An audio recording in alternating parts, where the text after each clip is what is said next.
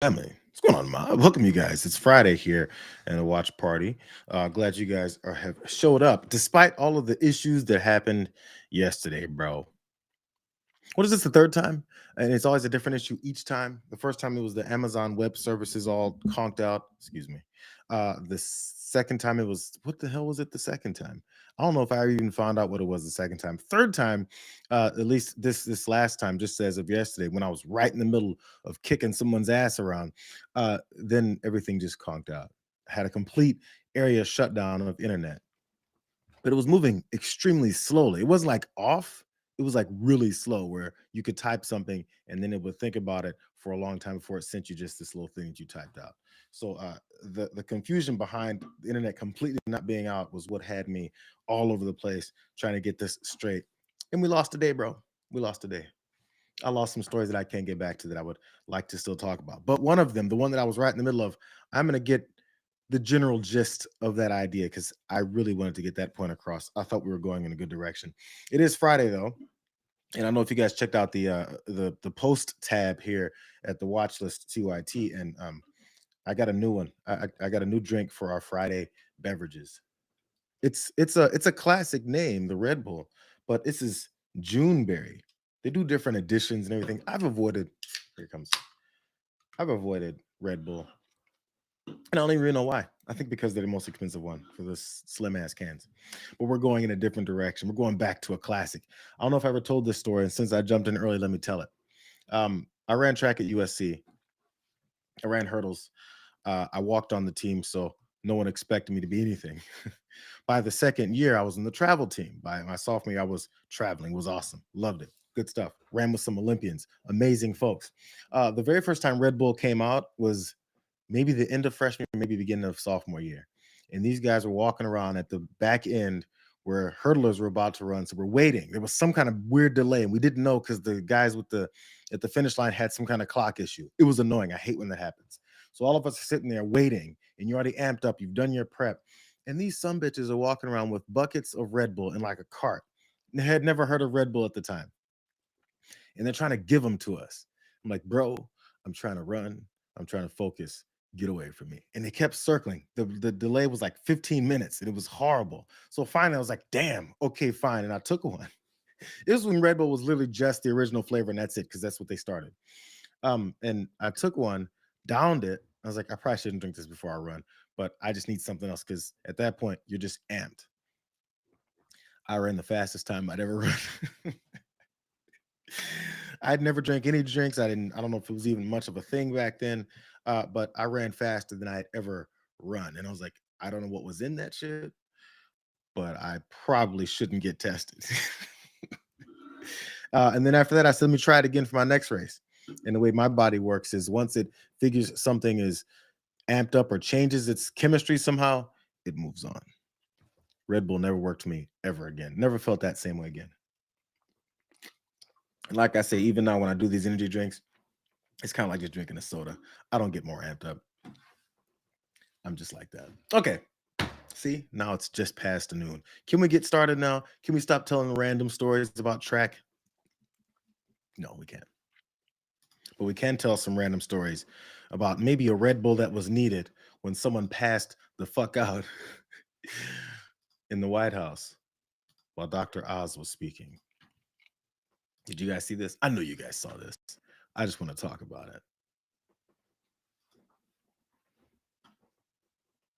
We've been advancing science and creating high-value jobs. But today oh, you okay? Gordon, you okay? Ooh.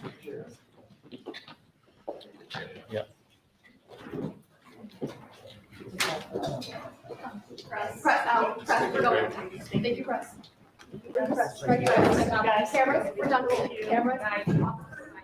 We've been advancing. That was Gordon Finley as part of the Novo Nordisk team as they were announcing things about Ozempic type of medications that they're going to get you for cheap. Let me run it for you again in case you guys missed these aspects, because people were all over it. And you know what? Fainting, passing out is a serious situation. You never know the reasons why, but it's for some reason it's always a little bit humorous, especially if the guy ends up being okay. So let's. I'm glad it's frozen here. This is why I'm running this again. Take a look at RFK Jr.'s ass. The Health and Human Services guy, the guy who runs everything, the guy who's talking about make America healthy again with all of my crackpot theories that don't mean anything. Watch his reaction to someone having a medical emergency and when everyone gets concerned about it. We've been advancing science and creating high-value jobs. But today are you okay? Gordon, you okay?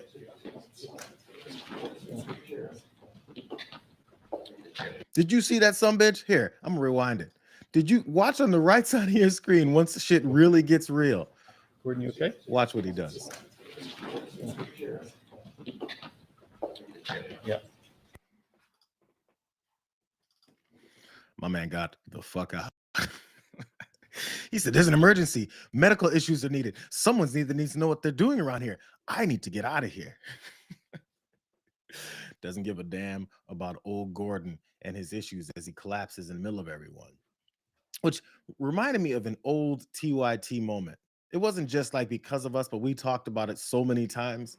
It reminded me immediately. I was like, how come these conservative guys, when they're in the middle of like a live either shoot or something like that, they never really know how to handle it? Do you guys remember? This is so far along. It was probably 2005 or something. Glenn Beck, on the Glenn Beck show on Fox News, as you can see there, he had a guest on and the passing out commenced. Listen closely to this guy trying to whisper how much he's passing out to Glenn Beck before he passed the fuck out.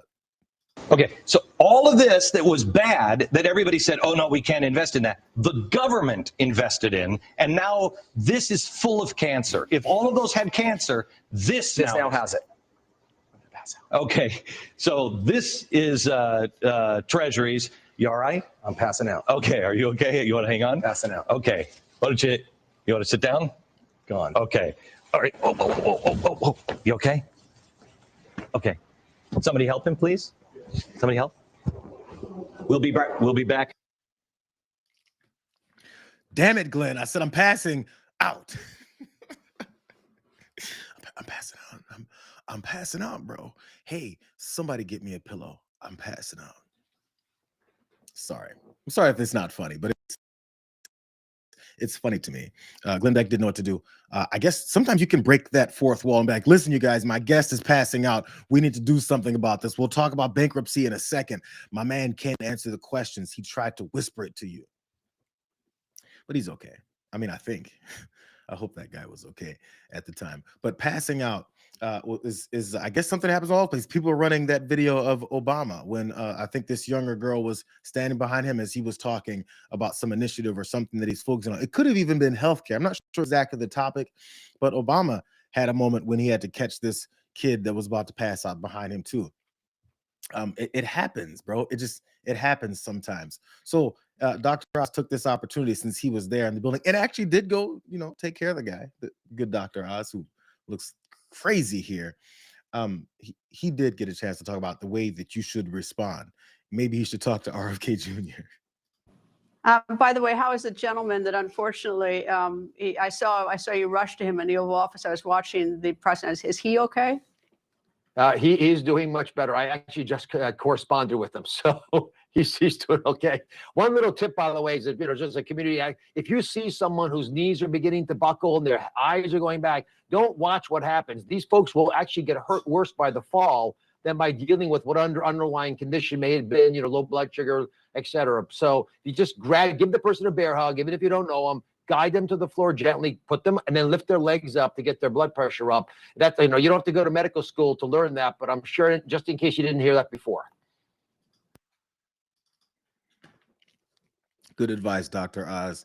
Catch them, even if you don't know them. Give them a bear hug. It's weird. You have to give people, that disclaimer of, if you don't know the person, you can still make sure they don't crack their heads on the concrete if they fall over in front of you. Also, I've almost passed out a couple of times. I mean, I was an athlete. Things happen. But there's not many times when you can give like indications or let them know the way that Glenn Beck's guest let him know. Sometimes it just happens, bro. But I think there's a couple people that Dr. Oz should have been giving that advice to. One of them was definitely Donald Trump, because after look to the right side of the screen, there's a group of guys helping. Look, his feet are up in the air, just like what Dr. Oz said to do to get the blood pumping back to the brain. And this sorry sumbitch is standing here in front of the desk as everyone leaves the room, or maybe they've already left the room. What's going through Donald Trump's brain right there? Is he like, fuck that guy? Is he like, this is embarrassing? Is he like, I can't believe he's stealing my thunder? Now everybody's going to be talking about Gordon. He looks pissed off.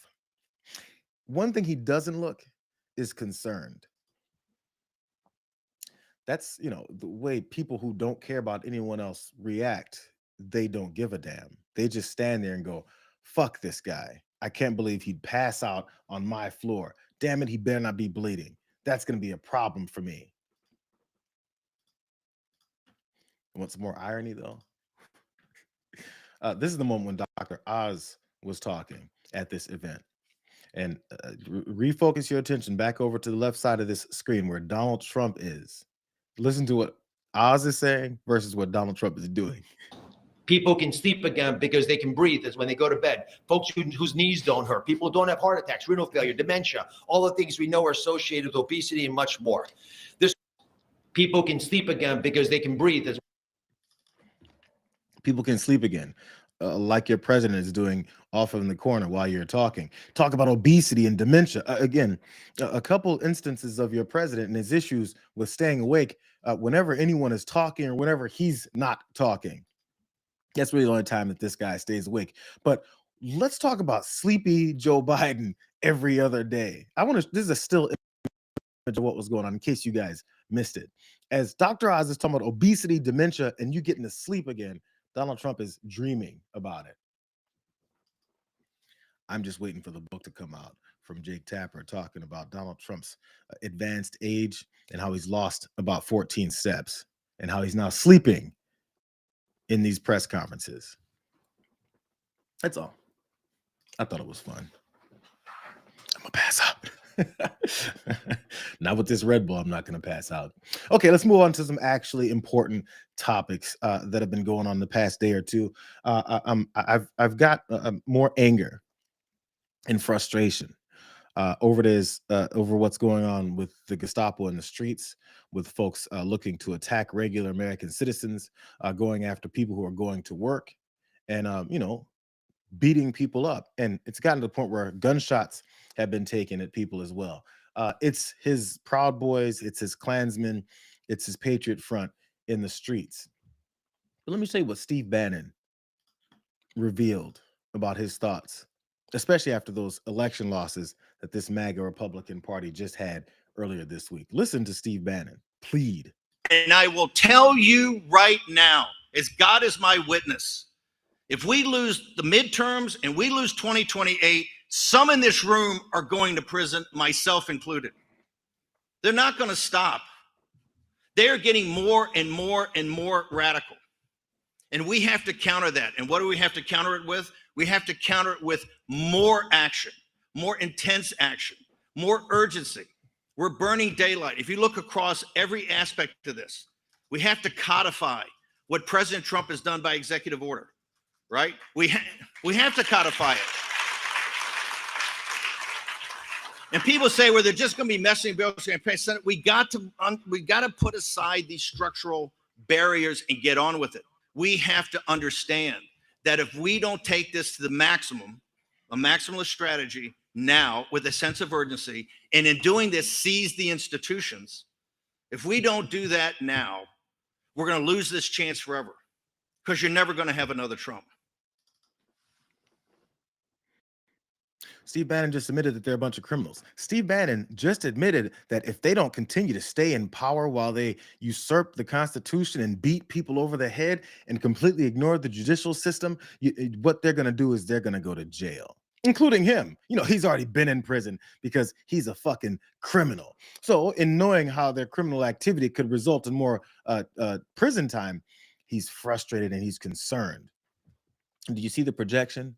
Because the people against us are getting so radical, talking about all these laws and rule of order and constitution. Who cares about all that stuff? That's radical now. So in response to that radical approach of, law and order, then he says we have to do more things. Do you see how the projection works? You heap all that on your political opponents and say that they're being radical. And then your response to that nonsense of empty rhetoric is that you have to be radical. The reasons why, as I was saying the other day, is they're getting so hell-bent on pushing all this is because they're getting desperate. Nobody's buying their bullshit anymore. So let me show you guys. One of the reasons why Steve Bannon said that these criminals, if they lose their grip on power, they're going to be going to prison. Here's some more criminal activity from this criminal administration.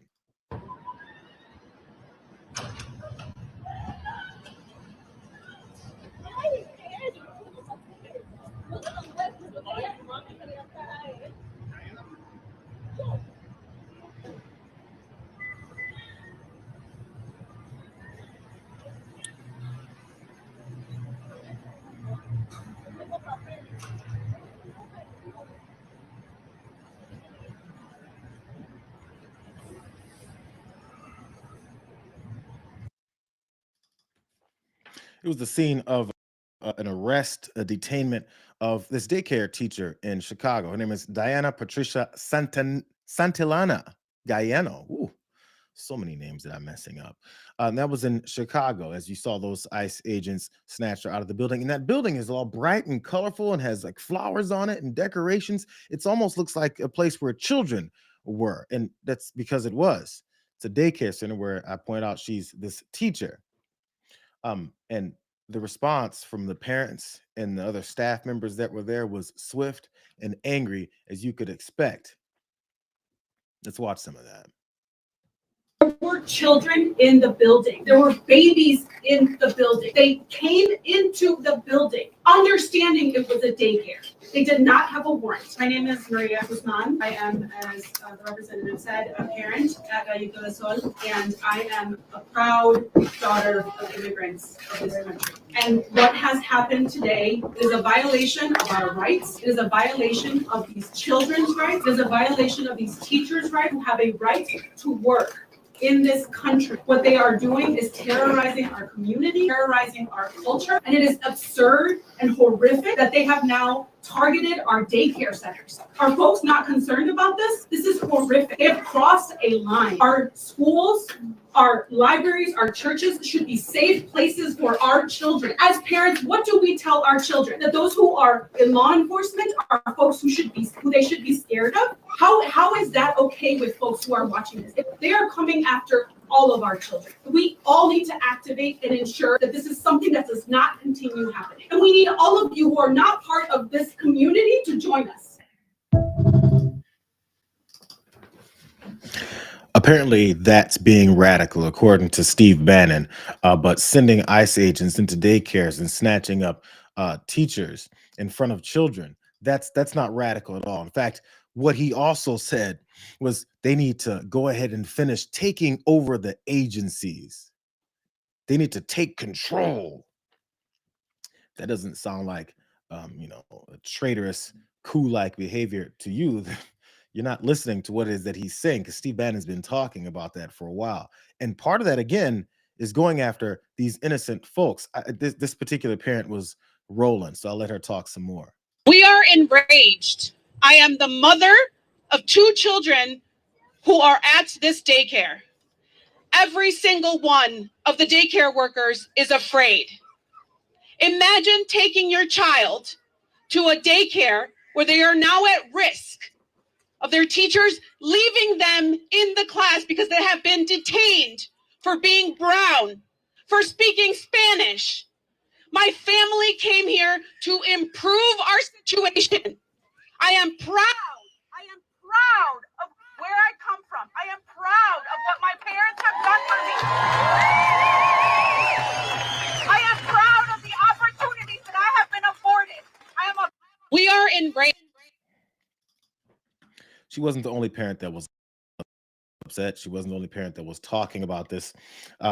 Which group is this? This is Breakthrough News. They did a breakdown as well of some of the things that these parents saw, some of the experiences that went down, and also how these ICE agents acted, from what you couldn't see from just outside of that building where they snatched that daycare teacher out. Here's more. My daughter is 4. I don't know how to talk to her about this, honestly.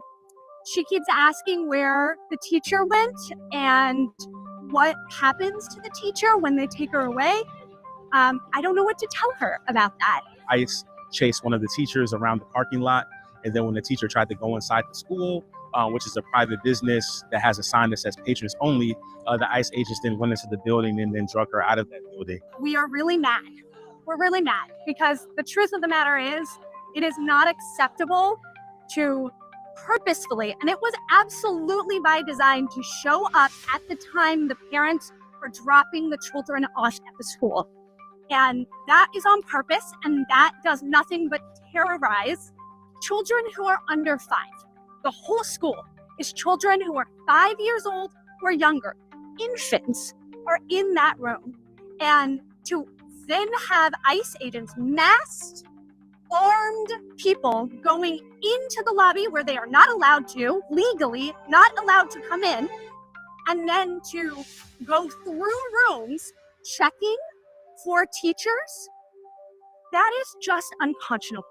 This is not going after the worst of the worst.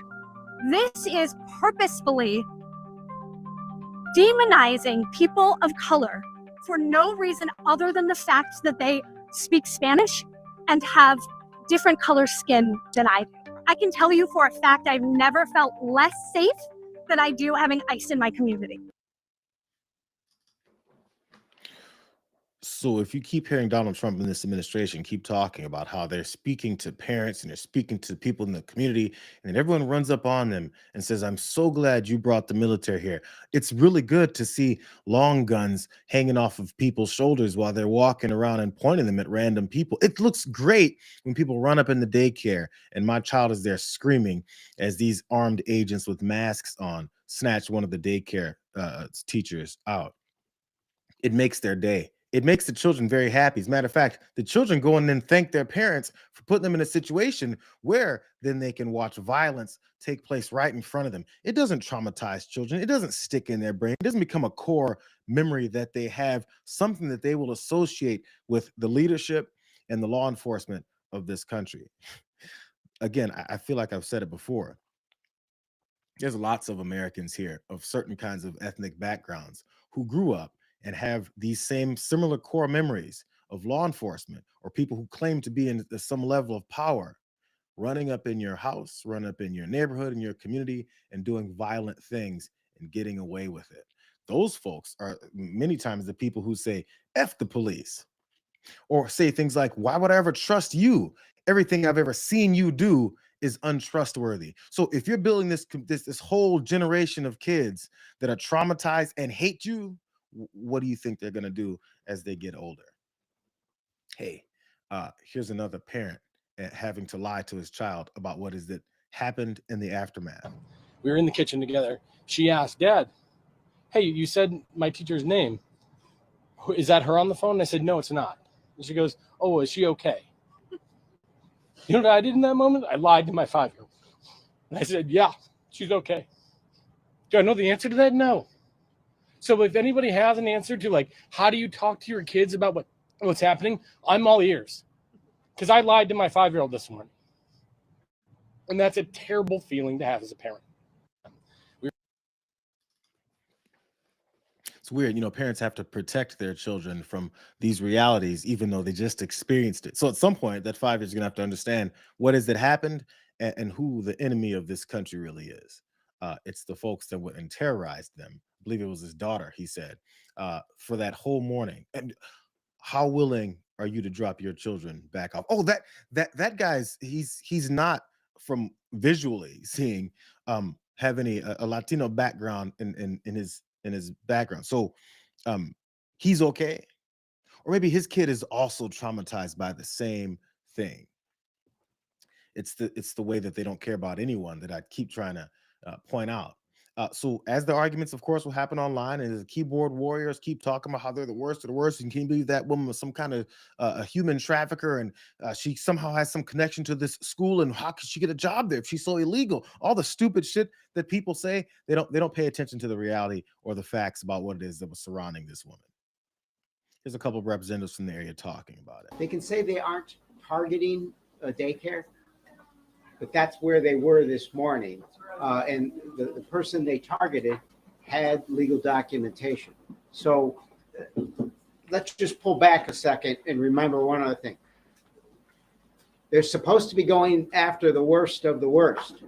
If they're now trying to tell us that what's left of the worst is a document, someone with papers who is educating kids at a daycare, then I think everything they say comes into question. We need to make sure that people understand that these businesses have rights, and we are going to do everything we can to help them uphold those rights.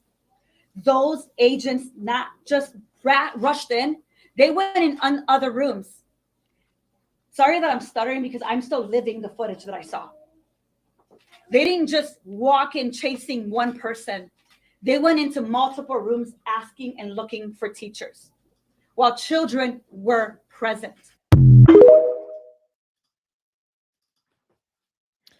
Don't let them lie to you when they keep telling you that this was some targeted attack coming after this one woman, and they found whatever it is that they wouldn't tell her that they've gotten, and then run up in this school. As then Representative Delia Ramirez pointed out there, they then went through the school with their big guns out, looking for anybody else.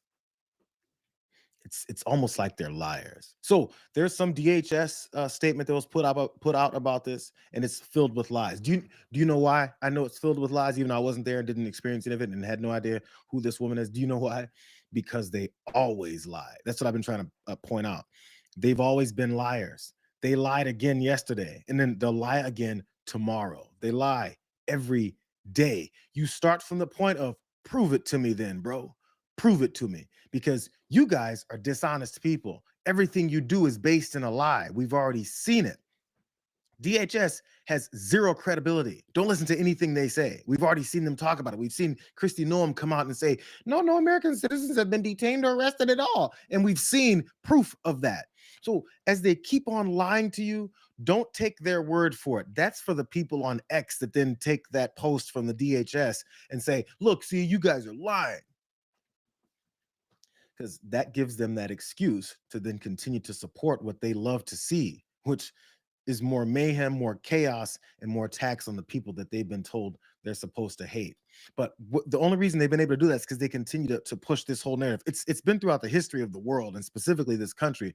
If you dehumanize the people that you're targeting, that you're using, that you're enslaving, that you're murdering, that you're running off of their lands, as long as you dehumanize them so much, then you get enough people that will be on board with it. That's why I want to keep showing you guys the humanity of the people that they're affecting. Hey, here's another kid, except he's an older kid. Did you guys see this? I just want to tell you guys that I'm scared for my parents to walk out their house because I might not be able to say goodbye to them if they go to work. I might not ever be able to say bye or see them again if you guys don't side with us. And I'm scared because of it, because they fought so hard to come here and choose a life for their kids.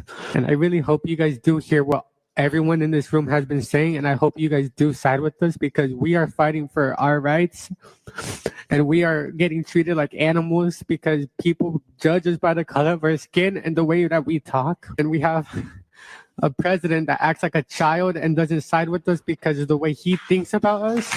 And we have a police department that doesn't do anything about us, and that we are here fighting more than they are.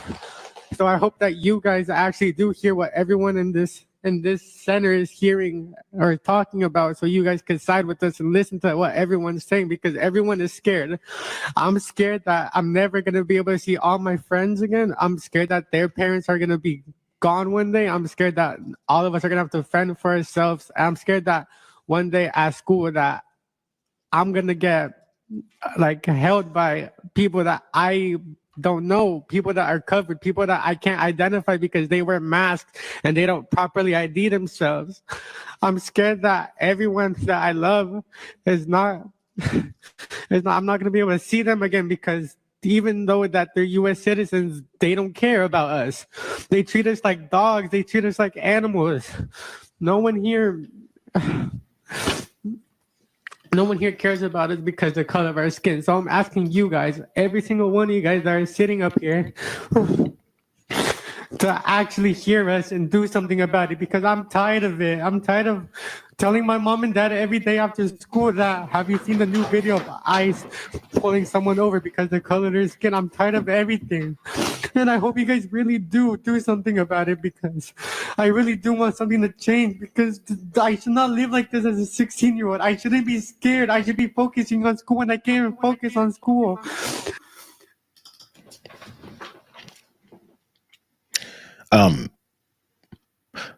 People like Donald Trump and Stephen Miller would call that kid fighting age because he's 16. Without you seeing him, without you hearing his voice, without you knowing his perspective, where he's coming from, seeing his fears or his concerns about his family, they would call him fighting age so that you can be afraid of him, so that you can see his face and go, there's another one of those scary guys. They've done it with all kinds of minorities. We've seen it. It's the same basis for all kinds of hatred and bigotry that's always been conducted in this country. But if you have to listen to him talk about his parents and how he's being profiled and how he's afraid every day, he's been terrorized and traumatized at 16 years old, then you have to answer the question of, why should I do that to this kid? And if your answer, then I'm sure there's many answers. I've seen some people trash this kid, and many answers being, well, maybe you should tell your parents this and go off with them as well. Just know they needed an excuse to continue to be the pieces of shit that they are. And if anyone has any kind of semi-threats for their children, they lose their minds, because their children are better than other people's children in their minds. That's called supremacy, specifically white supremacy. But at the same time, they want you to be afraid. We're talking Donald Trump and them want you to be afraid for ICE agents who conceal their identity. Anyways, what was going on there is he was speaking to this city council in Hillsboro, Oregon. And many folks came out to talk about how they're being terrorized by ICE agents. Members of the community come out to talk about how they're being terrorized by this criminal military organization that Donald Trump unleashed on the American people. So it wasn't just that kid Manny. Here's some details. So many people packed the council chambers that was standing room only, and an overflow room was opened. Several people shared either personal experiences or experiences from neighbors or loved ones with immigration and customs enforcement officers that they had to deal with. Here's a quote. "These are not criminals that are being detained. These are hardworking providers who have contributed to our county for decades upon decades," one person said. "I'm close to an individual who was stopped by ICE, who has residency here, who sought asylum in this state, who was told, 'How is it possible that you have residency with that horrible effing English?'" That's what another person said, that an ICE agent said to this person. "Detainees are not just numbers either. These are people, fathers, mothers. We're all affected." So as you can see, when people report about how the Supreme Court and all these folks allow these racists and these bigots to have their profiling standards for how they pull people over and snatch them out of cars, one of them takes it straight to these victims. How is it you're a resident if you have that horrible effing English? Sounds like good, sound law enforcement there. Here's more of what these people experience in this community. Among the cases brought up Tuesday night, the detainment of Victor Cruz, a grandfather who was picked up by federal agents last month despite his work permit and temporary protected status. His family told KGW he'd willingly exited his exited his truck when he was pulled over and showed the officers his paperwork, but they took him into custody anyway. It's almost like if you do all the things that they say you're supposed to do, they don't give a damn. More. Representative Suzanne Bonamici traveled up to Tacoma's ICE detention center on Tuesday. Victor should not be in detention. ICE picked him up on October 14th, almost 3 weeks ago, and it certainly looks like this is a case of mistaken identity. They don't care. When asked for a statement about his case, DHS officials wrote in part, here's the part where they don't care, "No one was arrested by mistake. ICE will continue to arrest illegal aliens who have no right to be in this country." You do things the wrong way, you arrest people, you You look at the documentation that they give you and shove it aside. They pull over with your illegal traffic stops, and you still snatch them out of cars, an old grandfather, and slam him into ICE detainment where no one knows where he is or how he's being treated. So this is that Gestapo that we've been talking about that was going to be unleashed on our communities. But no one's heard of Hillsboro, Oregon. So why should we care? No one's heard about Manny, the 16-year-old kid who's living in terror every day. We're supposed to be concerned with these thuggish ass ICE agents that need their asses kicked every time they step into the streets. And this is the reason why. This is who they're traumatizing.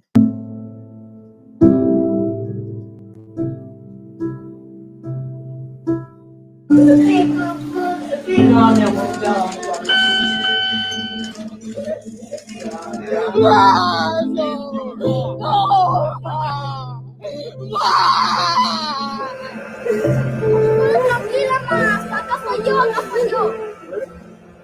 Suelta a la niña. Suelta a la niña. Suelta a la niña. Suelta a la niña. Suelta a la niña. Suelta a la niña. I'm scared for my parents to walk out there.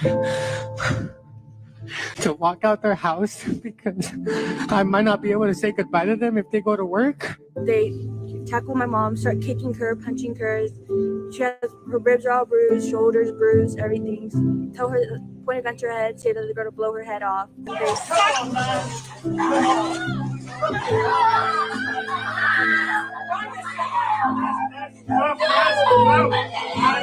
It got me scared. My arms were shaking, my arms, my legs, and then I started crying. I was going to school. I was going to school. Do you expect any of those kids to respect anything that has to do with law enforcement, especially since it's been skewed so hard? But if you're not directly affected right then and there with your family members, you're supposed to not care either. Like I said, the objective here is twofold. It's always been this. It's to terrorize people because they hate the majority of people in this country. And the other is to push people to the brink where they fight back and they say, what can we do? Time for the Insurrection Act. We have to fight back against this resurgence of all of these terrorists and traitors in our nation. Just like what Steve Bannon did. Call everyone else radicals and then do radical shit. It's not going to work, bro. Because enough people, as we see all this, are going to fight back. And eventually, they're going to try and pull off whatever it is they're trying to pull off. We got midterms coming up. That's one of the things Steve Bannon also said. We can't lose these, so let's just not have them. We just saw them get their asses kicked in those special elections everywhere across the country. They know.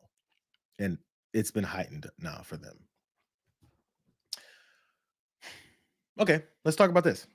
First of all, hey everyone, in case you're just showing up here, it's the watch party. It's a Friday. You're supposed to have your drink out.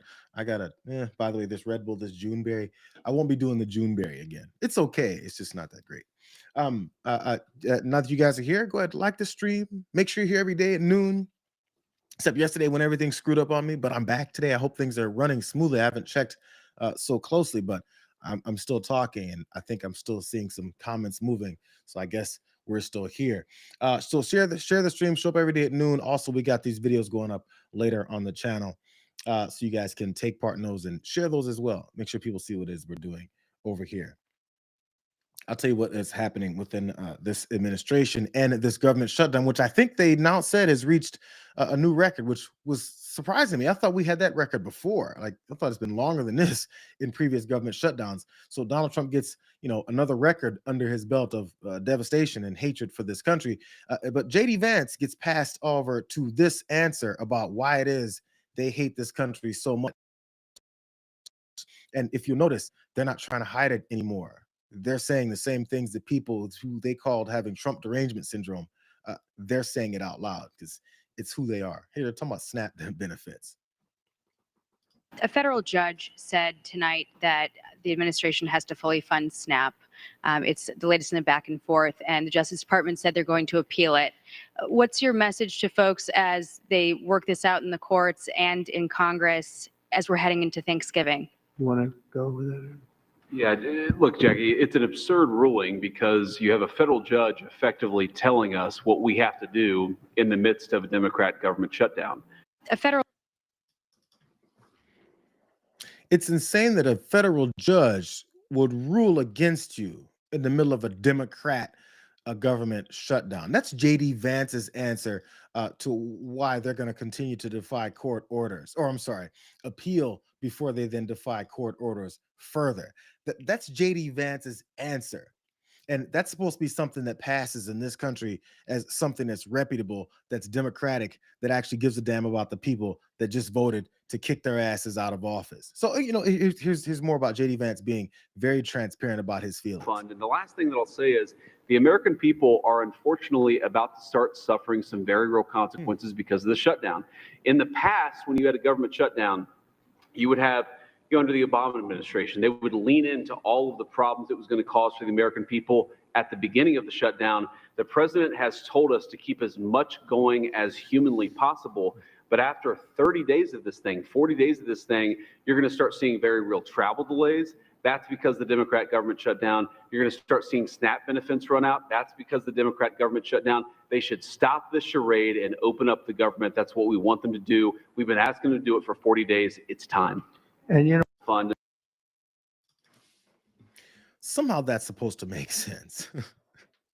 Somehow him talking about how he can't wait for more devastation and pressure to come on people because folks are suffering under this shutdown. They keep thinking that they can both say that they're happy about the pressure and the devastation that's happening to people, and then also send people like Steve Scalise in front of cameras to act like they give a damn, and they want to do the exact opposite of what it is that JD Vance just said he's in favor of. They're appealing this court order to provide SNAP benefits. Think about that while Steve Scalise says this. But there's nothing strong about denying food to people who are low income and who can't afford it. That's a weak place to be. Mike Johnson's jughead ass was behind him nodding as he said it's a weak place to deny people of food and their benefits. It's weird that you can talk about how weak it is to deny people of their food and their benefits, while at the same time, again, it's going to go across the whole administration. Donald Trump says it, JD Vance says it, and so does Kevin Hassett. He also says it. So again, think about what it is that Steve Scalise just said is the weakness, and pay attention to this guy laughing his ass off about how he's doing just that. And, if I'm from the government and I'm here to help, then as Reagan suggested, then you're probably not helping. and so the story, though, is that because of Obamacare, then many millions more people got a healthcare entitlement that has sort of changed politics slightly. And that's like one of the reasons why people are more dependent on government. I think in the end, if people really want to be prosperous, then the way they do that and get earned success and that kind of happiness that delivers a full life is that we take them off of dependency with government and give them a job. And that's what we're doing. Singing. And we're doing it in lightning speed right here. And, if I'm from this piece of shit just said people have healthcare entitlement. Think of the term healthcare entitlement. Remember they talked about entitlements before and how you're spoiled and you shouldn't deserve any of the things that you paid for. Now we've got healthcare entitlement. They just roll through these new terms as if it's something that should be normalized. You've got healthcare entitlement. You have this entitlement that you think that you're supposed to survive. You have this entitlement to think that if you break a bone that it's supposed to be set and you don't go into extreme debt. You've got this entitlement that if you happen to get cancer, that you shouldn't get any treatment without these millions and millions of dollars worth of treatment that's going to fall on your head. You got this weird entitlement that if you have a baby that they keep telling you to keep having at record numbers, it's just supposed to go into $20 to $30 to $40 to $50,000 of debt. That's healthcare entitlement to Kevin fucking Hassett. We need to get people to stop being dependent on government, and they're doing it at lightning speed. You know who's dependent on government? Elon Musk, who's trying to become a trillionaire off of more government subsidies and handouts for bullshit that he doesn't know what he's doing. To rich people who gave Donald Trump $1 million and rubbed him under his chin to get more handouts from the government. To people that he keeps giving handouts to, foreign and domestic, that are doing anything that will help him feel like a big man. But you've got too much healthcare entitlement, according to this administration. They know that everyone's on to them. That's why the cruelty gets more, and that's why the lies, apparently, it's hard for them to get bigger, but the lies are definitely staying as a standard with this guy. They're talking about these government shutdowns and people's issues with money specifically. Check out this lie about how you're going to be able to afford Thanksgiving dinner, with no SNAP benefits. Cost of Thanksgiving and the cost of living through Thanksgiving and enjoying Thanksgiving.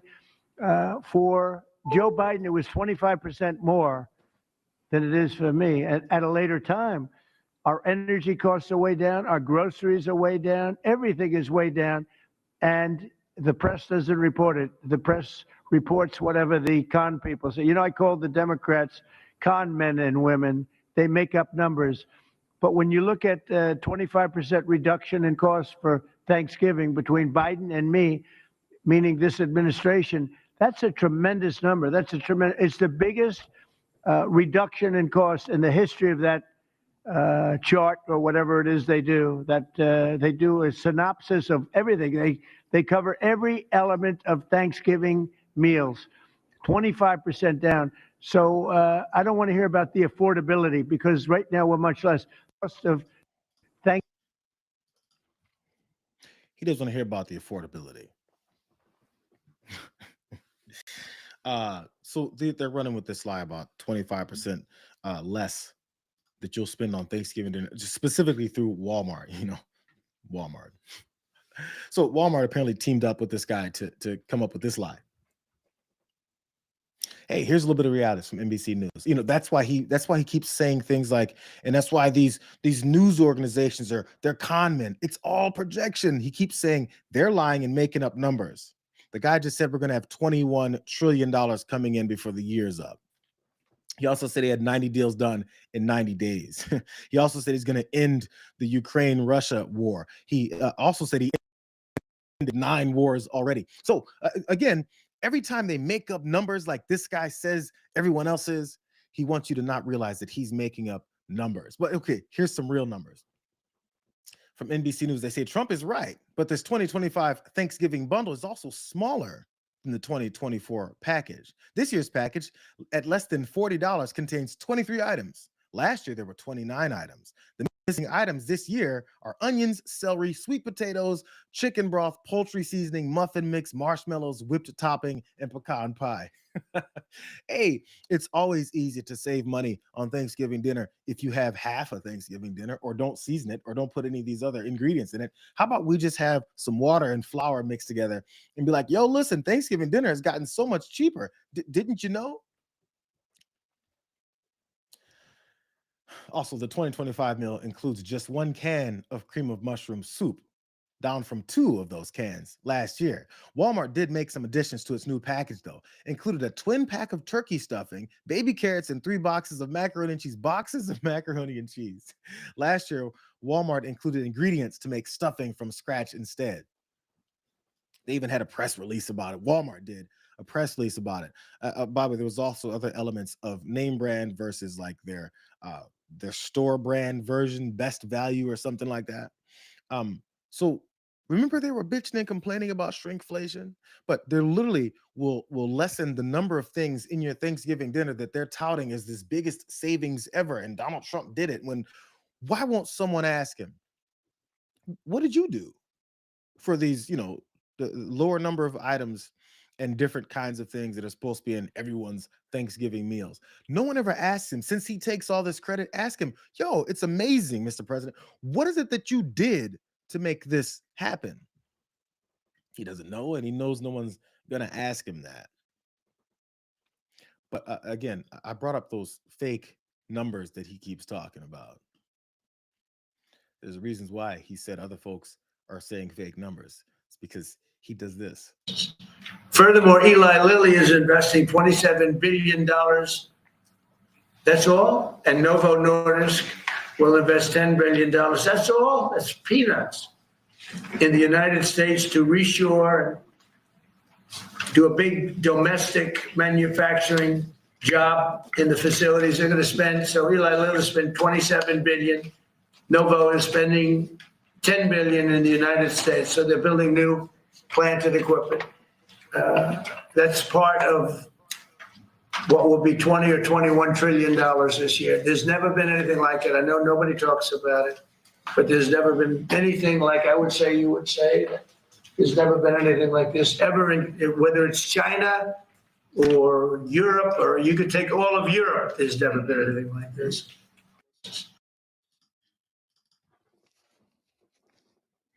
The presentation president reads through his made up lists of numbers that aren't here, and then says, that's all? It's peanuts. He thinks that those little asides are something that convinces people with a brain that what he's saying makes sense. That's just peanuts. $18 billion, what's the matter with them? They should be giving more. In fact, I'm going to make them give 20 trillion. So as he makes up more numbers and then claims that everything is going to be great. This is what they don't want you to pay attention to. Hey, you guys remember when he fired the head of a Bureau of Labor Statistics because the numbers sucked way too much? Is another benefit of the government being shut down. They don't even have anything running like that. So they can definitely avoid, as we just ended October, some more really bad news about the reality on the street and from people's actual bank accounts and jobs, as he keeps touting $21 trillion of made up numbers. Hey, here's CNBC. Last I checked, they weren't some kind of liberal rag. This is them talking about how they had to go around in these different ways to discover the real numbers that are happening at the end of October. Jobs data. Since we're not getting the official data from the government, we are looking to all these private sources. And Challenger Grain Christmas, which is an employment firm, put out, they always do these layoff numbers. This one was a doozy. So the most job cuts for any October in more than 2 decades, going back to 2003. Companies announced 153,000 about job cuts last month, which was almost triple the number during the same month last year. And the question is why? Well, if you go to the quote from Challenger in the release, I mean, they do mention disruptive technology and AI changing the landscape. They actually compare it to 2003 when the cell phone was invented.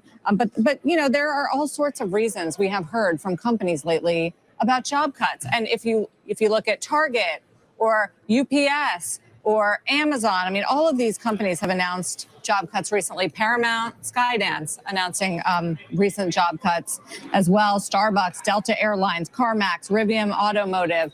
Yeah, some of them talk about, you know, technology. Amazon spoke about that, but a lot of them are just sort of restructuring and right-sizing their businesses after, you know, hiring a lot during COVID. But we're facing challenges a la Paramount. You just have to take out a lot of structural costs if you can. Right? Yeah, and that also comes from an acquisition. But the bottom line is it's adding up to a narrative where we're starting to be a little bit more concerned about the job market. We know the Fed is more concerned right now about the job market and the labor market, and we're just not getting the weekly, you know, initial jobless claims. We hadn't seen a lot of layoffs in those numbers.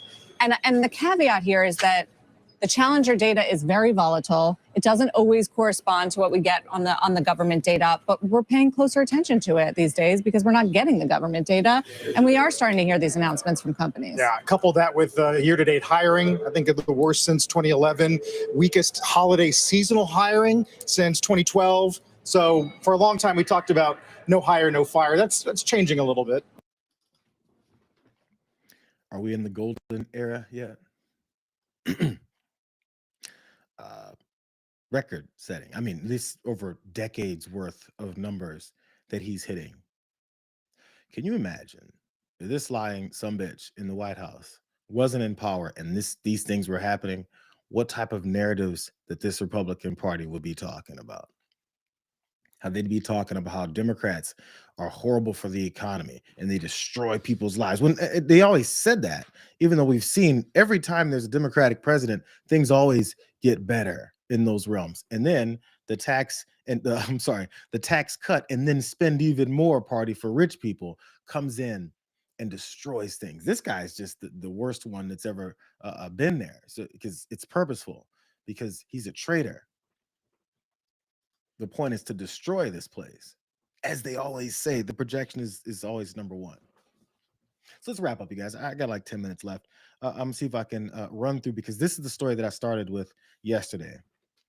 And there was some other things I wanted to see and show you guys.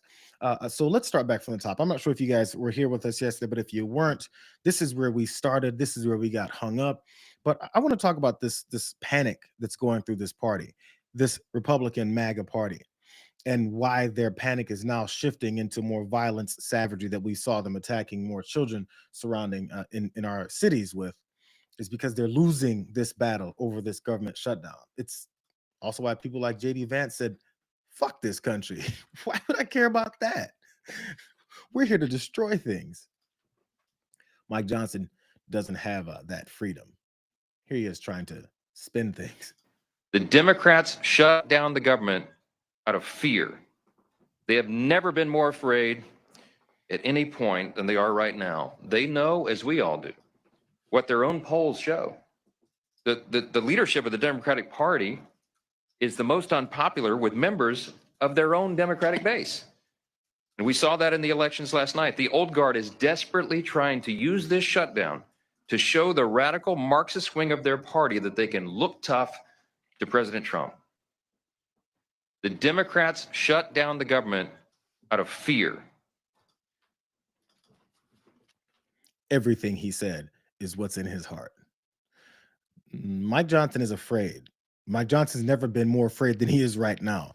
The leadership of his party has never been more unpopular. All those things are true about this MAGA Republican Party.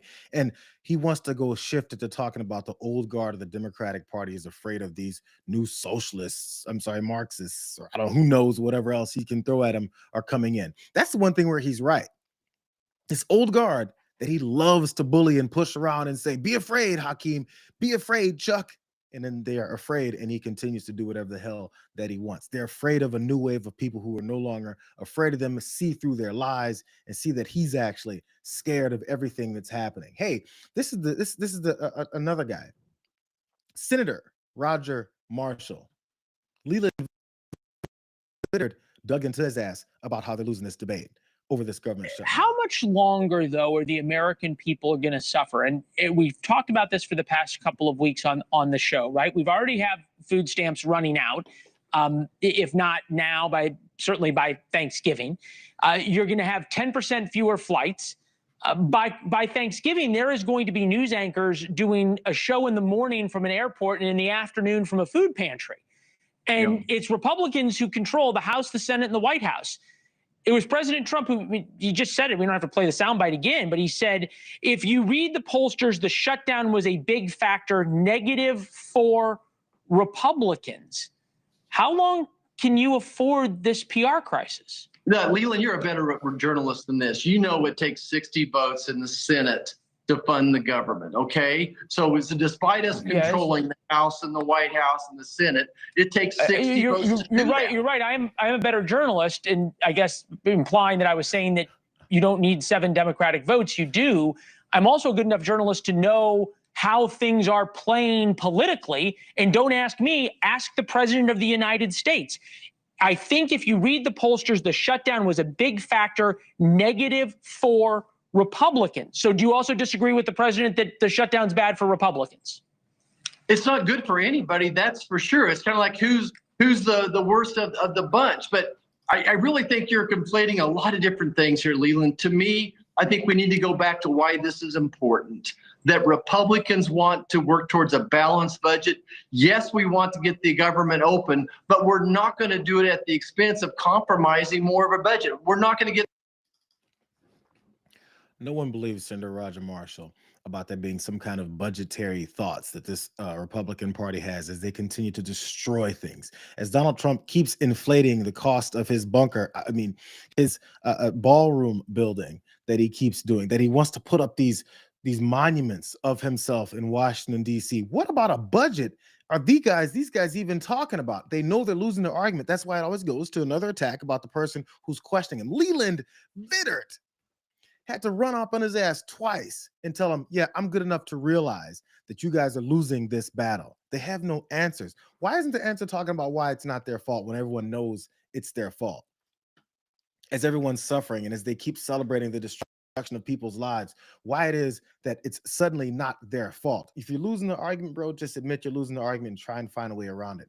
The problem is they're not looking to try and find a way around it. Hey, here's Mike Johnson getting cornered too. Guess how he tries to flip this around? So, yeah. You talk about the split screen between what the Democrats are doing and what the Republicans are doing. What about the split screen and the fact that the Trump administration is administering only part of the SNAP program while President Trump is having a gathering party at Mar-a-Lago? I reject the premise of the question. Let me talk about SNAP. Okay. By the way, the president had an annual Halloween theme party every year at Mar-a-Lago. That's what he went back to as obligatory tradition. And I just discount what you're trying to do there. The SNAP benefit is a very important question. The White House has bent over backwards, as we've recounted here every morning, to make sure that Americans' pain is mitigated as much as possible, reduced as much as possible. So we got the troops paid. They made creative solutions for that. The WIC funding for women, infants, and children. And SNAP came to a legal crossroads because the legal analysis said that you could not use the contingency fund if the underlying fund was not flowing. I've explained that into detail here multiple times. Two courts disagreed. So what did the president do? In good faith, showing again that he's willing to bend over backwards to help the American people when Democrats are not, he went to the court and said, fine, show me how to do it because we don't see the path.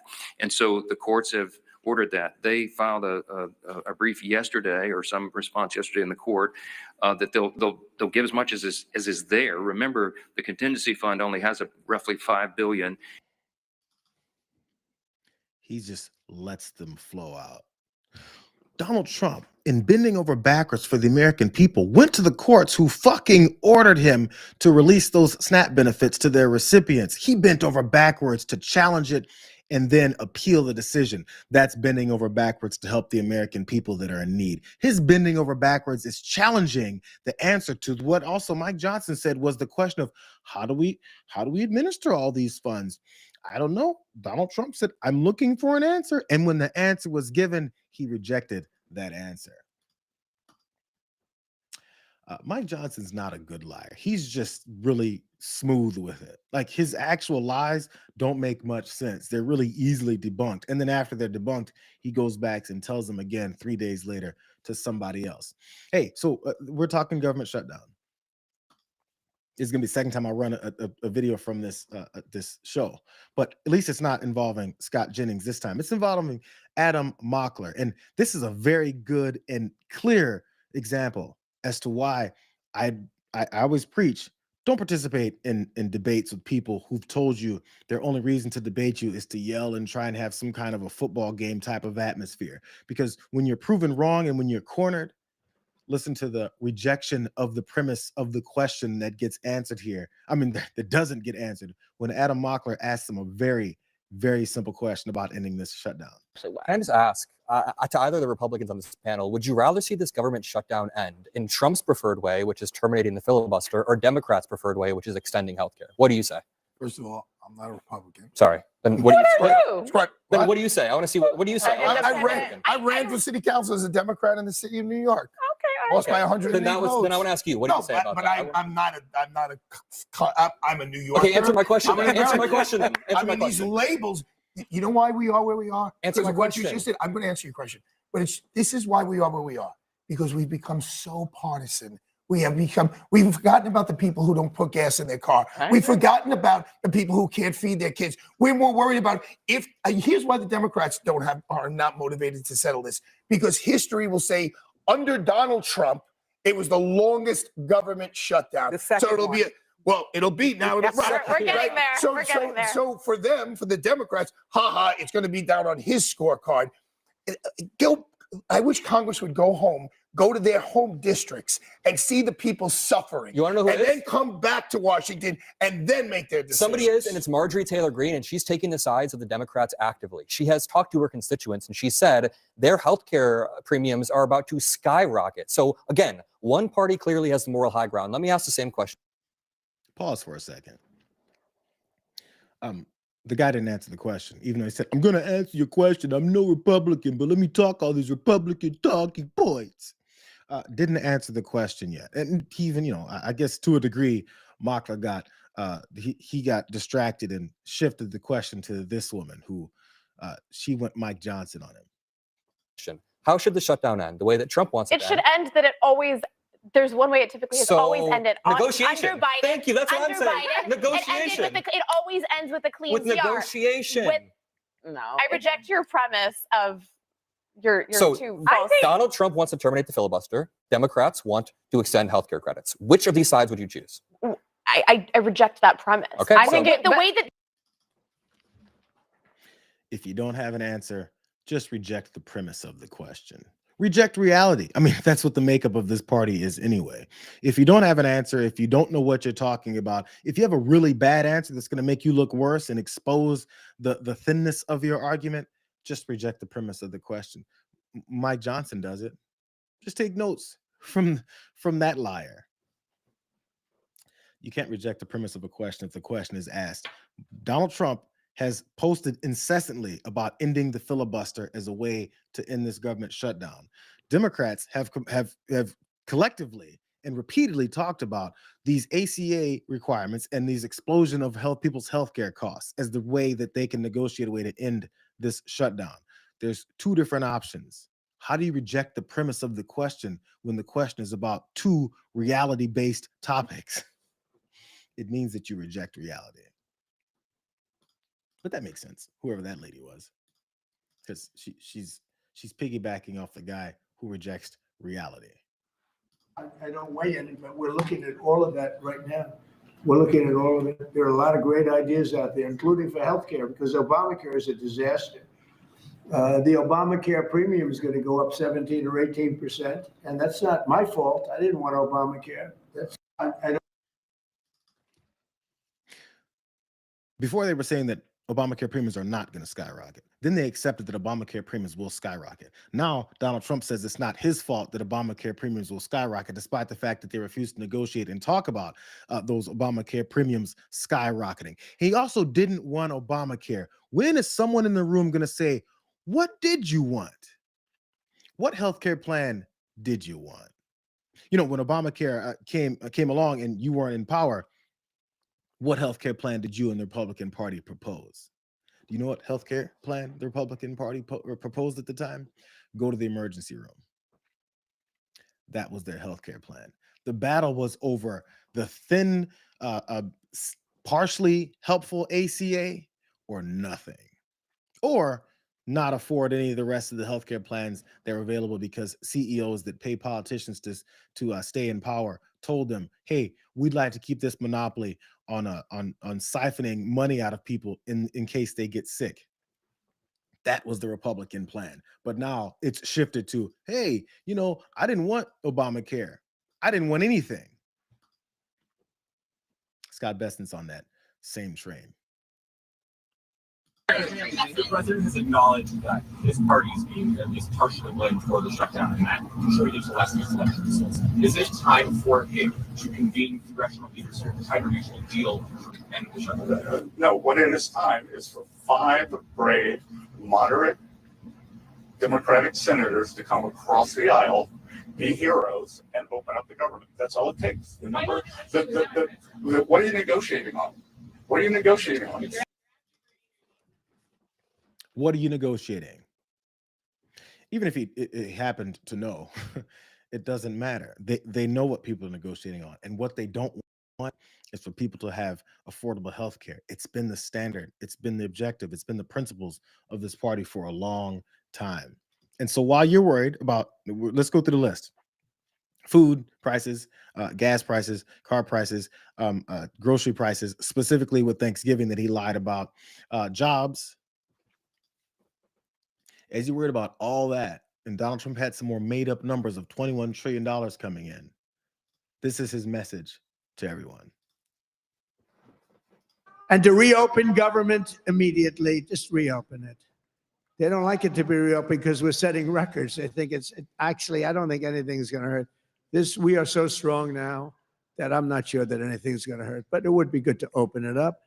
take care of the people with jobs that aren't going to get paid and aren't getting paid. And no matter what, and to reopen. We're going to be okay. No one's going to get hurt because he's bringing in $21 trillion, he says. No one is going to get hurt. So if you're getting hurt currently, if you're not getting paychecks, if you got nothing happening, losing your job, can't afford Thanksgiving dinner, or forget Thanksgiving dinner, Saturday's dinner.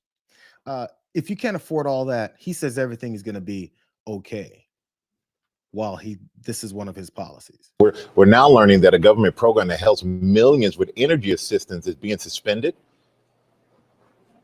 Yeah, and this is definitely a gut punch, Michael, to so many across the country because millions of low-income Americans are already worried about whether they're going to receive their SNAP benefits, that federal food assistance program.